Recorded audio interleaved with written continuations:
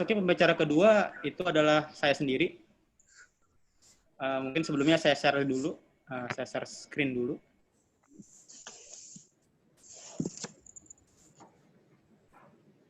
Oke.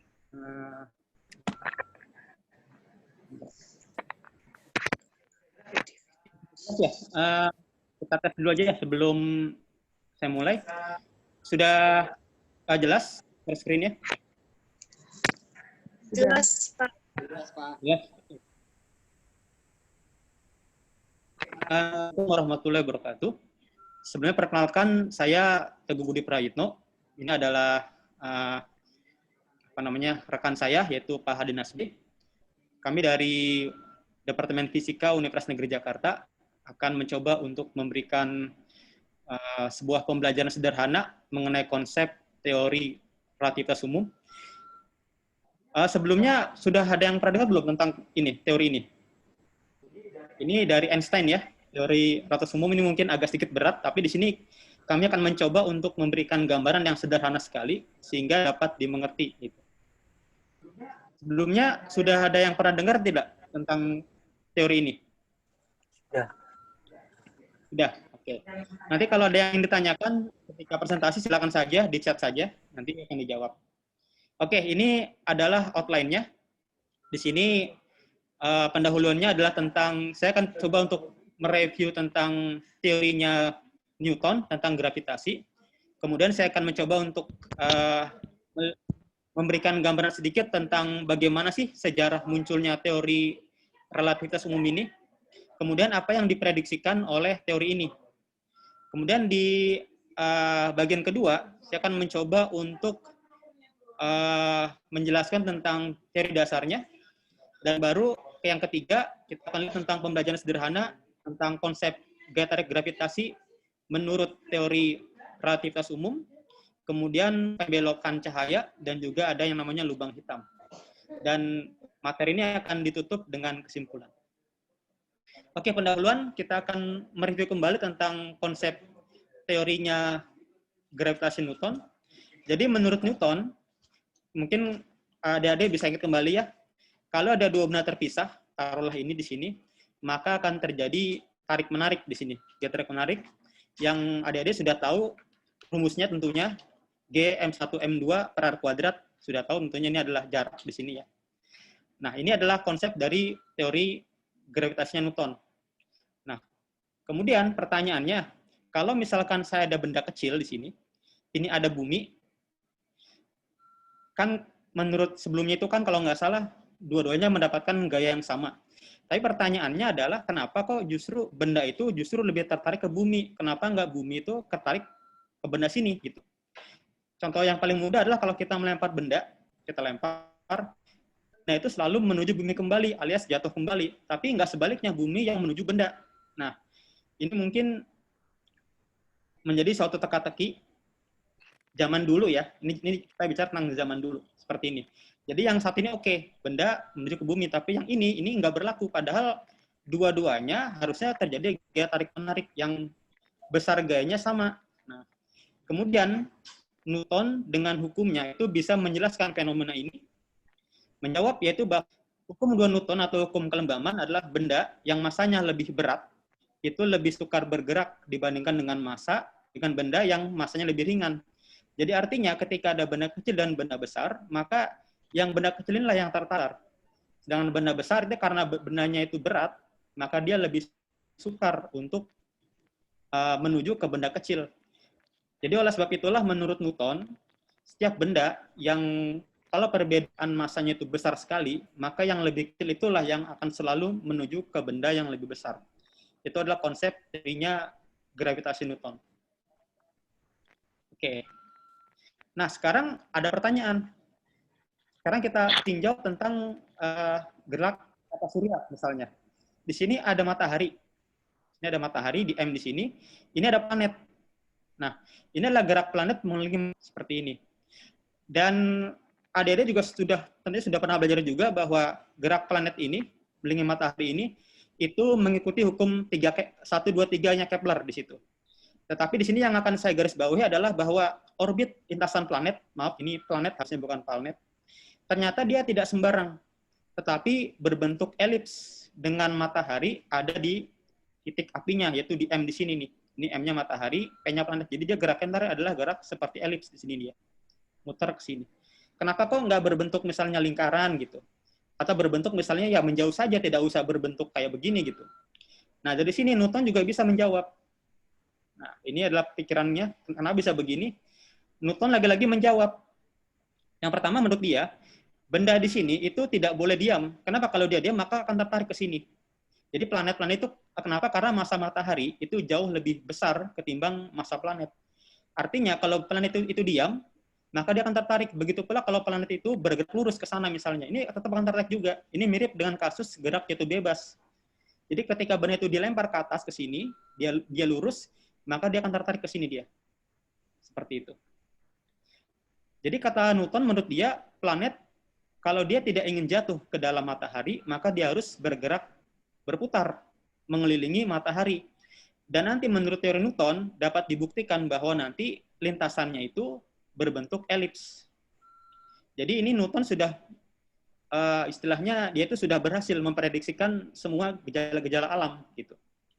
Saat tahun-tahun 1800-an karena ini adalah tergolong fisika klasik. Oke.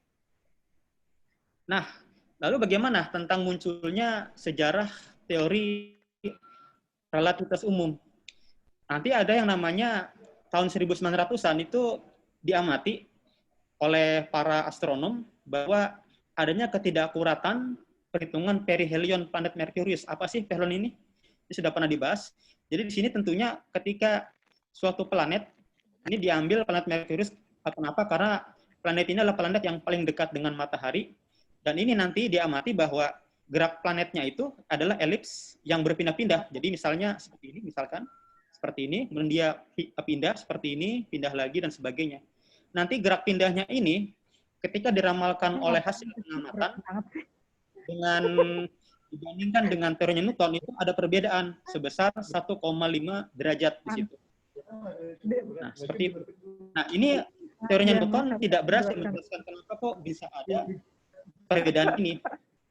Nah, kemudian barulah ini dapat dibacakan oleh Einstein di situ nanti. Ini nanti kita akan lihat nanti ya, bahwa nanti ini akan dibacakan oleh Einstein.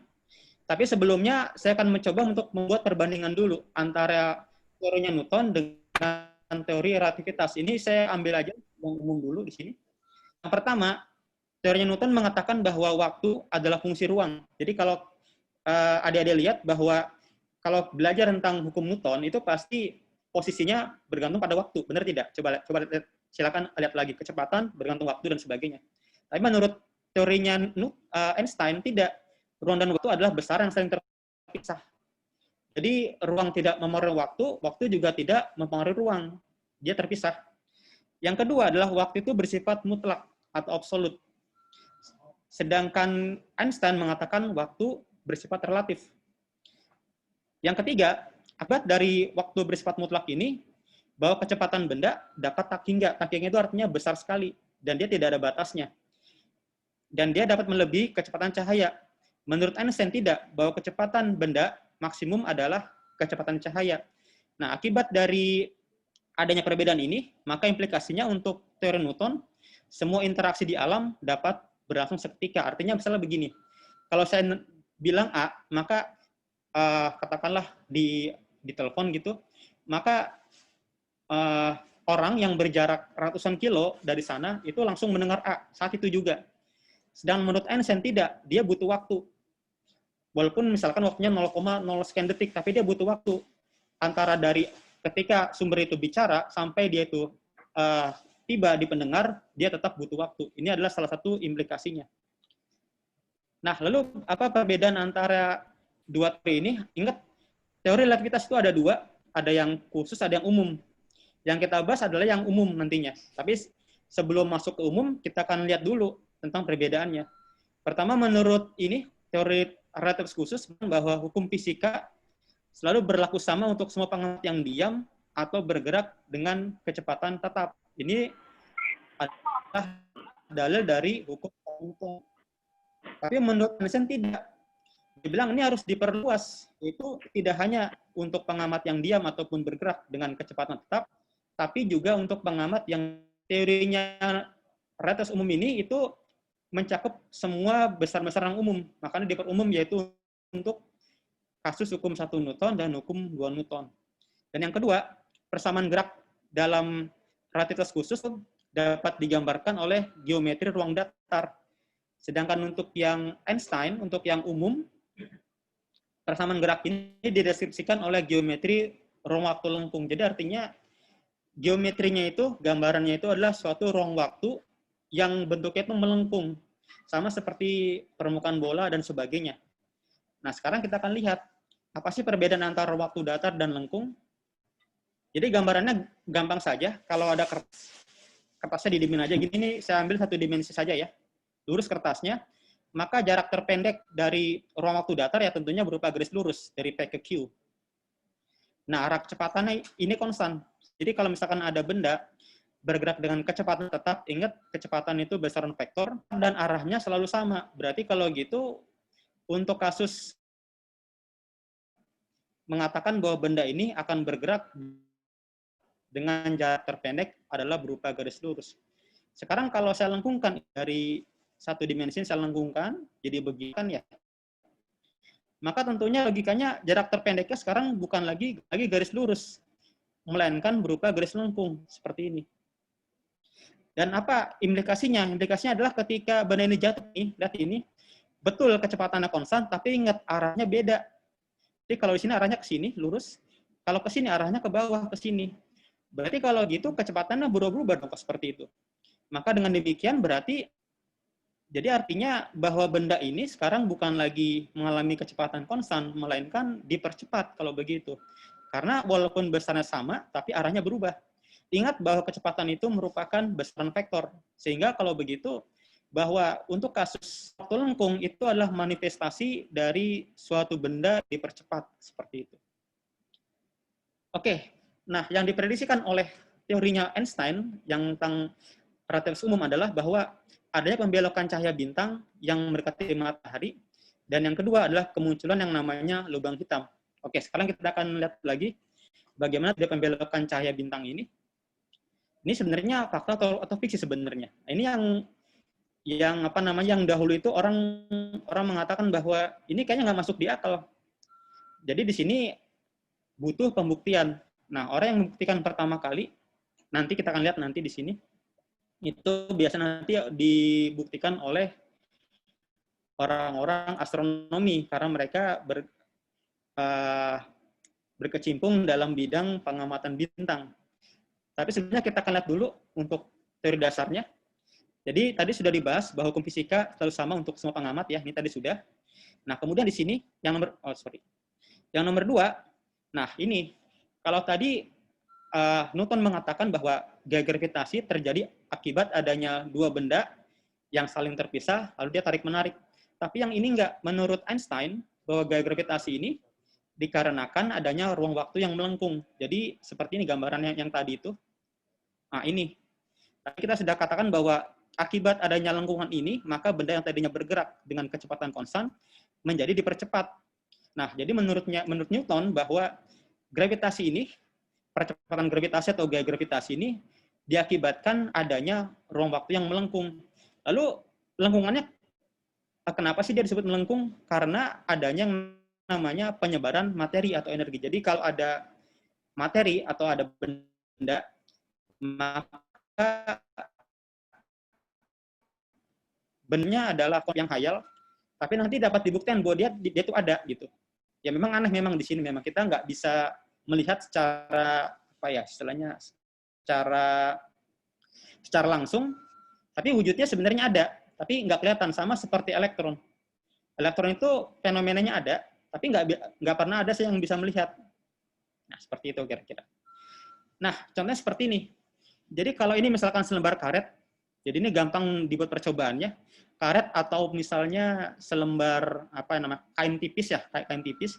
Saya taruh dua benda kecil yang satu lagi besar di sini. Saya taruh, maka kelengkungan yang dibuat oleh benda yang besar ini makin besar kelengkungannya. Sedangkan yang kecil makin kecil. Nah, ini akan menjawab tentang hukumnya Newton. Tadi hukumnya Newton mengatakan bahwa benda kecil selalu menuju ke benda besar.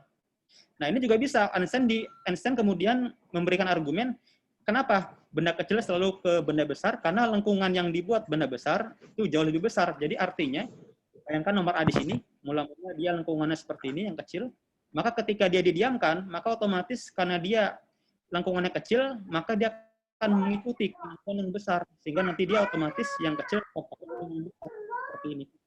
Nah, inilah nanti Einstein bisa menjelaskan kenapa kok benda kecil selalu menuju ke benda besar. Dan dia juga bisa menjelaskan juga bahwa agar dia tidak menuju ke benda besar, maka benda ini pun harus bergerak, melingkar, kalau dia tidak mau jatuh, seperti itu. Jadi dia hukum-hukum dua Newtonnya itu sudah bisa dijawab oleh Einstein. Nah, yang tidak ada oleh Einstein adalah ini, tentang kasus pembelokan cahaya bintang. Ini yang oleh Einstein itu oleh Newton itu tidak pernah dapat diprediksikan. Einstein bisa memprediksikan ini. Jadi awalnya ini dari perhitungan matematis awalnya. Kemudian yang membuktikan adalah ini namanya Sir Arthur Eddington di sini. Ini seorang astronom dari Inggris. Dia itu membuktikan adanya pembelokan cahaya saat terjadi yang namanya gerhana matahari total di situ. Kenapa diambil ketika ini gerhana matahari total? Karena ingat saat terjadi gerhana matahari tidak bisa dilihat dan waktu itu gelap. Oleh sebab itu nanti yang terang adalah cahaya bintang di sini nanti. Sehingga nanti salah satu cara untuk melihat yaitu adalah dengan mengamati ketika saat terjadinya gerhana matahari total.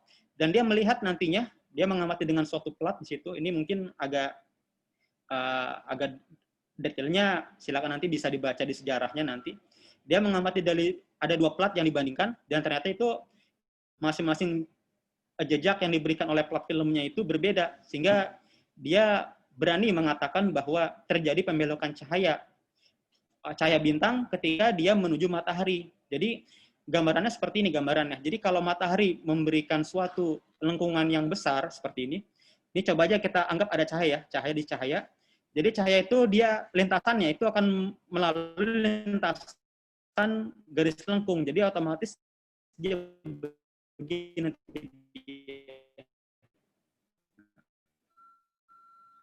Seperti itu. Jadi menurut teorinya Einstein bahwa dia lengkung ya kita akan bergerak melengkung. Dia datar ya, dia akan datar juga. Jadi inilah prediksi Einstein yang waktu itu yang oleh Newton itu tidak bisa diprediksikan. Nah, itu yang pertama. Lalu yang kedua, ini juga salah satu yang bisa dibilang ekstrim sekali. Ekstrimnya kenapa? Bahwa ada yang namanya konsep lubang hitam. Apa itu lubang hitam? Jadi sekarang adik-adik bayangkan, ini aja ya, paling gampang aja. Sekarang adik-adik coba dibayangkan, kalau bendanya itu makin besar sekali, yang terjadi apa yang terjadi? Lengkungan ininya itu makin curam di sini. Makin curam, dan bayangkan juga bahwa diameternya mungkin hanya sekitar 2 cm, tetapi masanya itu sekitar 80 miliar ton. Apa yang terjadi kira-kira? Bagaimana dengan kelengkungan? Jadi lengkungan itu sangat lengkung sekali ya. Ini di sini lereng akan lengkung sekali seperti nanti dia. Akibatnya apa? Akibatnya setiap benda yang jatuh ke dia itu tidak akan pernah bisa loncat kembali lagi ke sini. Bagaimana dengan cahaya? Cahaya pun juga sama. Ketika dia melengkung sekali, ketika cahaya masuk ke sini, pelan. Tapi yang pasti gambaran ini diprediksikan oleh Einstein ada. Ini dia butuh kira-kira mungkin sekitar hampir ratusan tahun baru dapat dibuktikan bahwa lubang hitam ini memang ada. Lalu bagaimana dengan kata-kata lubang hitam? Kenapa disebut lubang hitam? Ya karena semua benda-benda materi akan terserap semua ke dia, termasuk cahaya. Jadi gelap. Loh, lalu sekarang pertanyaannya bagaimana kita tahu bahwa itu ada lubang hitam? Nah, ingat bahwa konsep dari gerak planet, jadi artinya karena lubang hitam ini benda yang sangat masif, artinya ketika ada benda yang berputar melalui suatu lubang hitam, maka pusat dari lubang hitam itu adalah gelap. Jadi artinya kalau ada benda mengelilingi sesuatu yang dia itu tidak kelihatan, maka ada kemungkinan benda yang dikelilingi itu adalah lubang hitam. Seperti itu. Apakah ini nyata? Kita lihat. Nah, ini masih baru. tahun 2019, ingat bahwa teorinya Einstein itu diajukan tahun 1905. Jadi udah berapa tahun itu? Udah 100 tahun ya kalau tidak salah. Nah, tanggal 10 April 2019, ini masih baru sekali, ini adalah foto lubang hitam. Ditunjukkan foto lubang hitam yang teramati oleh tim astronomi internasional. Dan ini, lubang hitam ini diperkirakan berada pada jarak 55 tahun cahaya dari bumi dan memiliki massa 6,5 miliar kali massa matahari. Dibayangkan coba, 55 tahun cahaya itu berapa jaraknya itu? 5 tahun dikalikan dengan kecepatan cahaya 3 kali 8, ini tahunnya silakan dikalikan aja tahun berapa itu. Dijadikan ke detik, maka nanti jadi 1 meter. Nah, itu bisa dibayangkan berapa meter. Artinya ini sinyal black hole itu adalah 55 tahun cahaya yang lalu. Jadi kalau misalkan ini jaraknya adalah jutaan tahun, maka itu jutaan tahun yang lalu. Baru nyampe ke kita, itu sekarang gitu. Ya, artinya ledakannya itu sudah berapa juta tahun yang lalu, dan baru nyampe sekarang. Jadi artinya, kita nggak tahu apakah sebenarnya bumi kita ini adalah, dunia itu dari black hole atau bukan, kita nggak tahu. Tapi yang pasti, ya inilah jaraknya, seperti ini. Nah, ini diamati nih. Ini sebenarnya dibuat dari masing-masing teleskop, kemudian gelombang radio yang terpancar dikumpulkan, lalu kemudian ini dibuat suatu simulasi, dan ini diperkirakan potretnya seperti ini kira-kira. Jadi ternyata lubang hitam itu tidak benar-benar hitam ternyata. Ini ada pancaran-pancaran cahaya di sini. Ini kemungkinan adalah cahaya yang dia tidak terserap oleh lubang hitam, tapi hanya bisa berputar di sekitarnya. Seperti ini dia. Nah, nanti di sini saya juga akan share satu video tentang lubang hitam. Mungkin akan menarik banget kalau kita lihat nantinya. Nah, ini kesimpulannya adalah bahwa medan gravitasi benda, suatu benda sembarang, itu merupakan perwujudan dari ruang waktu lengkung. Dan untuk dinamika benda langit, teori relativitas itu memberikan peramalan yang lebih baik dibandingkan dengan teorinya gravitasi Newton. Dan pembelokan cahaya di lubang hitam itu adalah fenomena alam yang nyata terjadi. Oke, sekian dan terima kasih. Silakan bagi adik-adik kalau ada yang ingin ditanyakan, kita bisa share. Atau mungkin kalau ingin lihat videonya, saya bisa sharekan video tentang lubang hitam.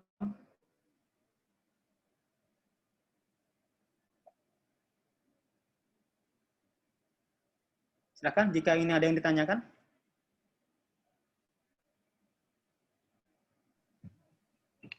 Selamat siang, Kak. Ya, selamat siang. Ya, selamat siang.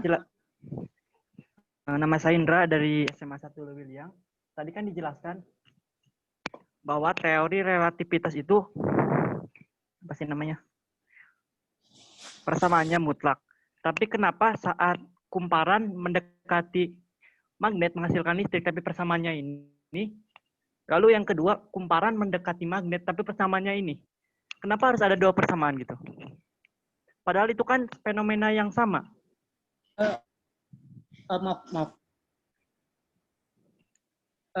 Sebentar, mana ya yang mau dituin ya? Saya juga agak bingung nih. Sebentar. Ya, makasih nih. Oh, gini ya. Maaf, ini nggak bisa kebaca sebentar. Ke user. User, terus? Iya. Itu Bapak mau share yang mana? Nggak tahu ini yang mana yang di-share ini. Ini yang mana sih tadi? Ini masih sign in ya? Gimana sih nih? Kok sign in ini? Udah. Sebentar. Sebentar.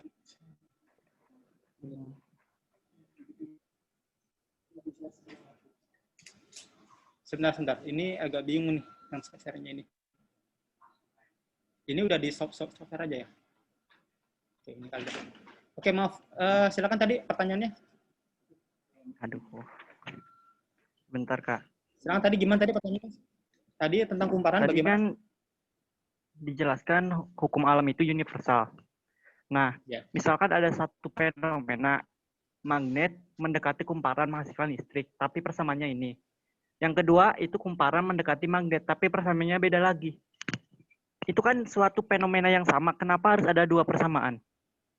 Maaf, yang dimaksud dengan yang tadi itu yang berlaku sama, itu artinya kalau misalnya begini, tadi itu satu percobaan, tetapi hasilnya itu sama, tidak bergantung kepada pengamat. Contohnya begini, contohnya kalau dulu kita ingat bahwa ada yang namanya apa ya? Kan kalau gerak relatif itu kan begini, kalau misalnya di sebuah kereta misalkan gitu, kecepatannya konstan, lagi bergerak misalkan gitu, kemudian ya agak susah ini sebenarnya ini.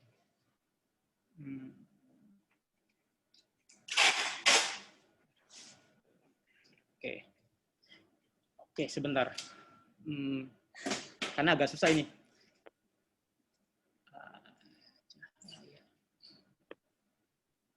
Sebenarnya ini definisi nantinya bakal ke cahaya sih.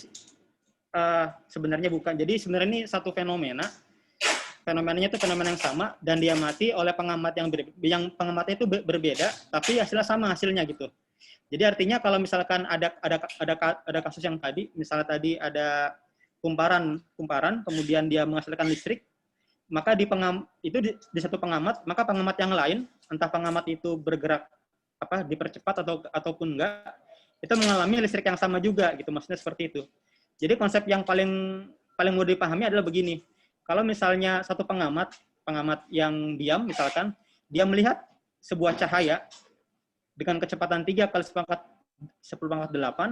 maka pengamat yang lain, mau dia bergerak, mau dia diam, mau dia dipercepat, itu kecepatan cahaya itu sama, 3 kali 10⁸, seperti itu.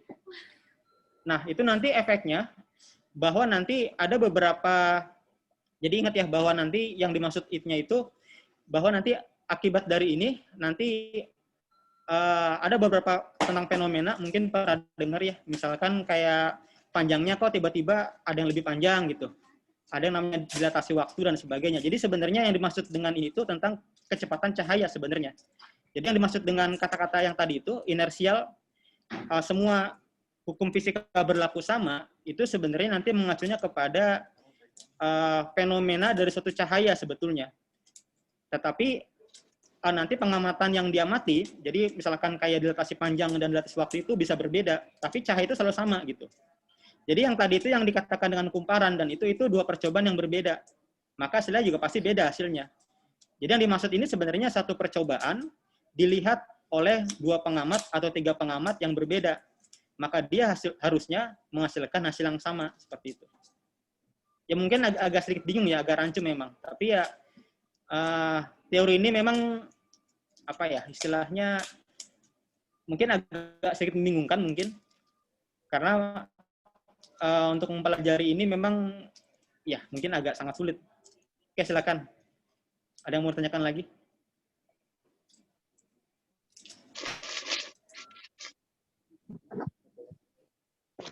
Boleh bertanya? Ya, silakan.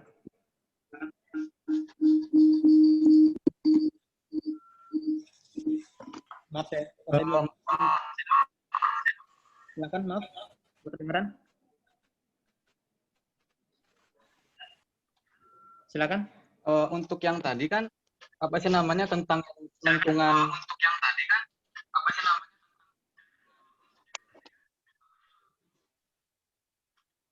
Maaf. Untuk tadi kan yang lengkungan lubang hitam itu kan dilihatnya lengkungan itu kan dilihat dari satu sisi doang, satu bidang datar. Nah, itu cara nentuin bidangnya dari mana? Maksudnya kan kalau di luar angkasa itu nggak ada yang namanya titik pasti, porosnya XYZ-nya nggak kelihatan. Nah, ini kenapa disebutnya lengkung? Kenapa nggak gelembung? Karena kalau gelembung kan itu kan semua arah. Sedangkan kalau misalnya orang ngelihat dari satu arah, hasilnya sama gitu loh. Maksudnya gimana cara nentuin kalau itu lengkung? Soalnya kan nggak ada titik pasti porosnya di mana. Oke. Ya, lengkung itu sebenarnya kan konsep dasarnya adalah bahwa kita itu melekat ke dalam suatu, ya taruhlah lembaran 2 dimensi. Oke. Jadi kalau kita misalkan saya nginjak suatu lembar karet, misalkan yang tadi itu contohnya tadi ada suatu bola, kemudian saya taruh di lembar karet, maka dia akan melengkung.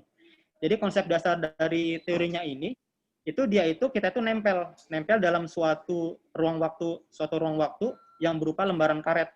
Tapi itu hanya gambaran ya, ingat, itu hanya gambar kita, walau alam kita nggak tahu seperti apa ruangnya. Tapi gambaran dari teorinya itu adalah kita itu melekat dalam suatu ruang permukaan 2 dimensi. Permukaan 2 dimensi dalam taruhlah lembar karet. Maka otomatis yang terbentuk tentunya bukan gelembung, melainkan lengkung otomatis. Karena ketika kita taruh bola di situ, dia akan memberikan kelengkungan, seperti itu dia nanti. Semakin kita berikan bola yang lebih besar lagi, ya kelengkungannya semakin dalam, seperti itu kira-kira. Nanti kalau adik-adik membaca buku tentang astronomi, tentang kasusnya, mungkin pernah dengar ya, Big Bang Theory, tentang apa namanya itu, inflasi alam semesta, itu nanti sebenarnya alam semesta kita itu dapat digambarkan dalam suatu balon, di mana nanti planet-planet galaksi itu melekat pada permukaan balon. Artinya ketika balon itu ditiup, maka jarak antar galaksi kan makin menjauh tuh, tapi nggak pernah bertabrakan, bener nggak? Ya nggak? Jadi kalau kita punya balon nih, ada balon, kita bikin titik-titik di balon itu, ya sejarak tertentu lah, 1,5 cm dan sebagainya. Kita tiup balon itu, maka bener nggak titiknya nggak akan pernah tabrakan, bener nggak? Iya. Ya nggak? Nah, seperti itu kira-kira. Jadi sebenarnya kita itu melekat ya ke dalam suatu ruang hayal yang dikatakan sebagai ruang waktu. Pertanyaan lengkung atau enggak tergantung dari konsep dasarnya. Kalau kita bicara tentang teori realitas khusus, ya kita bicara tentang ruang waktu yang datar. Tapi kalau kita bicara tentang yang umum, kita berhadapan dengan ruang waktu yang lengkung, seperti itu. Jadi bukan gelembung, melainkan lengkung. Mungkin nanti saya akan share videonya nanti sebentar. Ini kalau nanti adik-adik lihat nanti di sini, ini bisa share ini nggak? Apa? Web. Ini di grup P2M. Gimana caranya? Ini di escape dulu ya.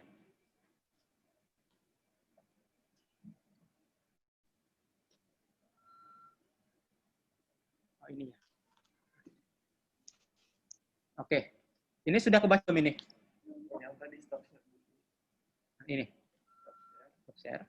Sekarang share lagi. Oke, sebentar ya. Nah, ini. Oke, ini nanti adik-adik bisa lihat di apa namanya? Di web P2M di sini nanti P2M Fisika. Ini saya men-share sebuah video tentang ada 2 sebenarnya di sini nanti.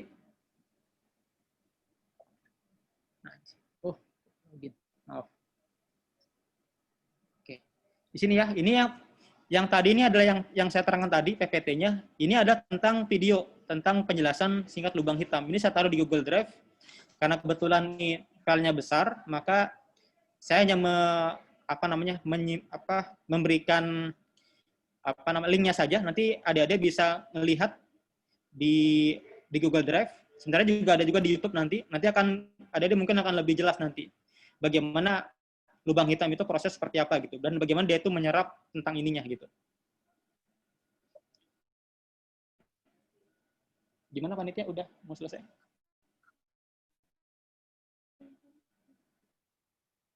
Tanya, maka saya kembalikan kepada host. Oke, saya tutup. Wassalamualaikum warahmatullahi wabarakatuh. Waalaikumsalam warahmatullahi wabarakatuh. Oke.